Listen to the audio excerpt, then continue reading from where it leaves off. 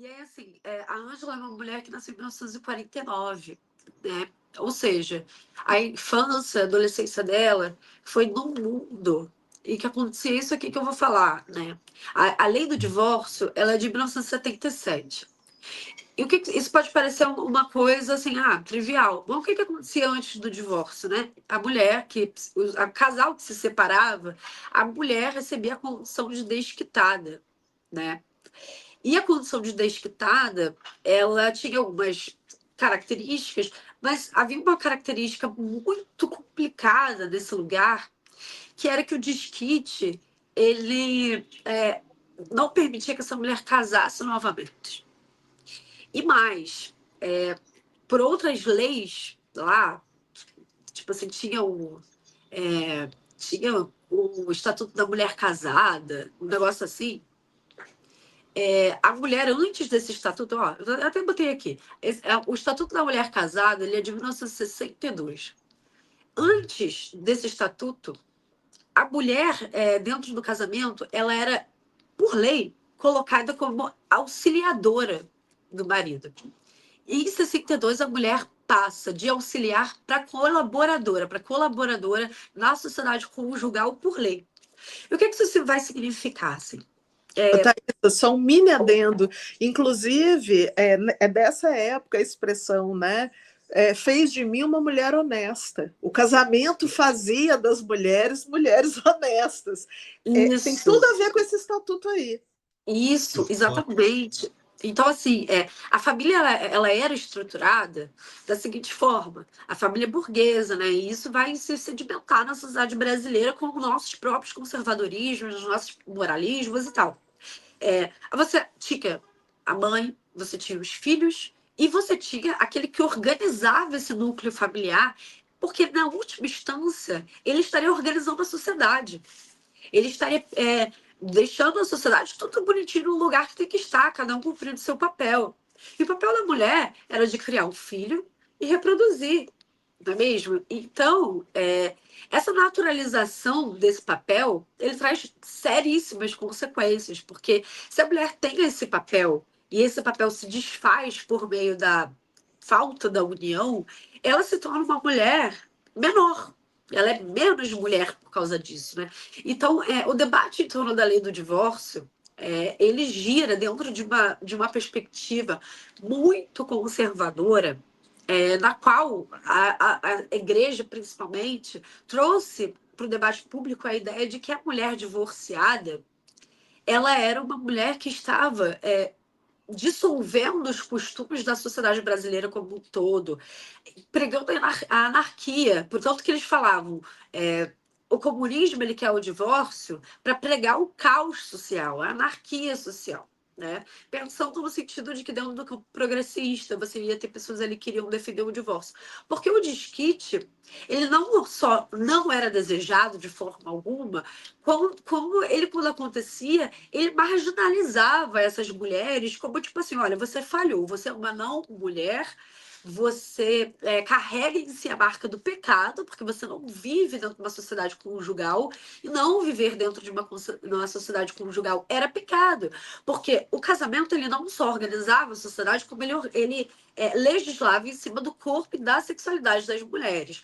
E eu tô falando isso tudo para a gente entender o quanto que uma figura como a Ângela traz para a gente uma referência de luta contra essa opressão que dura até hoje.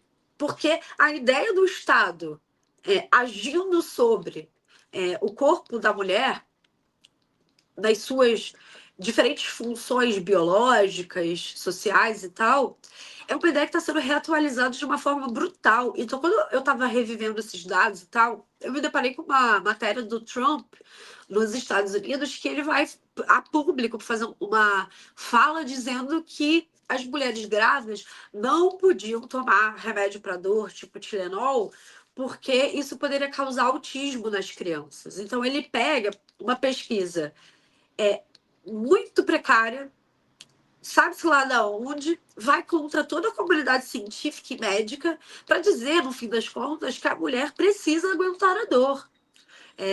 E assim, tem grávidas que vão relatar dores fortíssimas, né?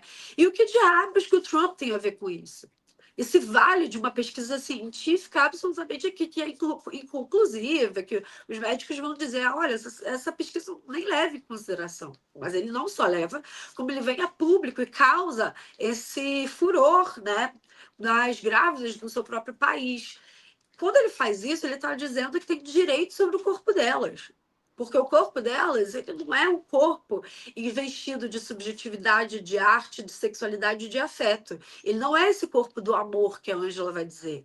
Ele é um corpo que tem uma função social. E que se a gente está reatualizando um nível de opressão que as nossas dissidências e marginalidades de hoje vão encontrar esse tipo de discurso e esse tipo de poder sendo exercido por parte do presidente dos Estados Unidos. E a gente viu o reflexo disso, a nossa versão brasileira disso, com a Damares, com as suas frases como meninos vestem azul e meninas vestem rosa. E eu estava me lembrando aqui de uma cena absurda que ocorreu com uma. Eu não me lembro se era uma menina menor de idade, eu acho que era, que havia sido estuprada e estava fazendo um aborto previsto em lei, e que os conservadores e alguns setores dentro dos evangélicos, né, foram para a porta do hospital protestar contra aquela menina. É uma coisa tão brutal e violenta que a gente começa a entender, é o que eu estava falando, qual era o conservadorismo que a Ângela enfrentou. Quando ela apanhou por parte da polícia, por parte de uma ideologia militar em vigor, fascista e tudo isso que a gente está falando, contra o que ela estava sendo colocada. Porque ela foi colocada. Aí vem também uma outra questão, que é da heteronormatividade compulsória. A pessoa precisa dizer que ela é ou não é algo, né? Aquilo que a gente falou, aquilo que é nomeado, cria e ordena o mundo. Então, assim, a prática sexual, se fosse vista como uma possibilidade de potência, né, como uma potência de vida, e não como um objeto do controle alheio, por que iria ser necessário dizer, não, eu sou isso, não sou aquilo, né? No fim, numa ponta, é claro que você também tem a autodeterminação como um discurso de autopoder, você tem a autodeterminação como um discurso de representação, de representatividade e tal. Mas tentando fazer uma esticada, assim, nesse assunto, pensando isso, pensando... quantas vezes uma pessoa que vive relações homoafetivas precisa sair do armário, né? Porque que marca é essa que recai sobre ela? E essa marca, em alguma instância, tem a ver com a necessidade de controle sobre esse corpo e essa vida e o que esse corpo é possível, né? Quais as possibilidades afetivas desse corpo. Não, Perfeito, eu Thaís. concordo em gênero, número e grau. Fecho com a relatora, voto com a relatora. Eu estou aqui pensando como é sério essa coisa da legislação sobre os corpos femininos, né? Eu fico pensando aqui na Silvia Federici, com Caliban e a Bruxa, né? Como ela vai destacar esse papel da família. Por que a família tem toda essa relevância e é necessário legislar sobre o corpo feminino? Porque a família é um núcleo produtivo fundamental para o capitalismo. Né? Se você não tem isso estabilizado, você não tem um modo de produção capitalista funcionando e estabilizado. E a gente sabe que a mulher, quando ela falha dentro desse ideal, né, dentro dessa norma, dentro dessas práticas que são legisladas, e vamos colocar aqui o casamento, como a Thaisa falou também, ela falha como mulher. Então, a divorciada, ela não é mulher, a lésbica não é mulher, e vamos colocar aqui, que é muito importante, que eu já vi diversas atrizes grandes, como Fernanda Montenegro, dizendo que naquele tempo em que elas começaram a ser artistas, nos anos 60, mas quero pensar até nas mulheres dos anos 50, isso era super mal visto.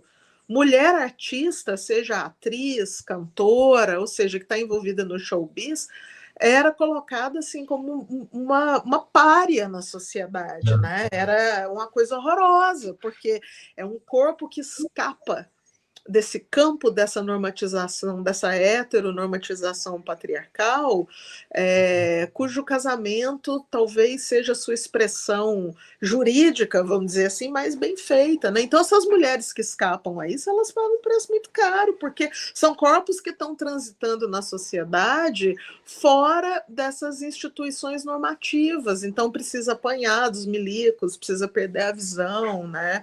Precisa ser colocado nesse lugar da cuca, né? Quem é a cuca, né? Esse monstro que está fora ali, assustando, atormentando a casa grande do sítio, né? Tudo isso dá muita coisa para a gente pensar, né? Eu acho que essa conversa ela vai longe, gente.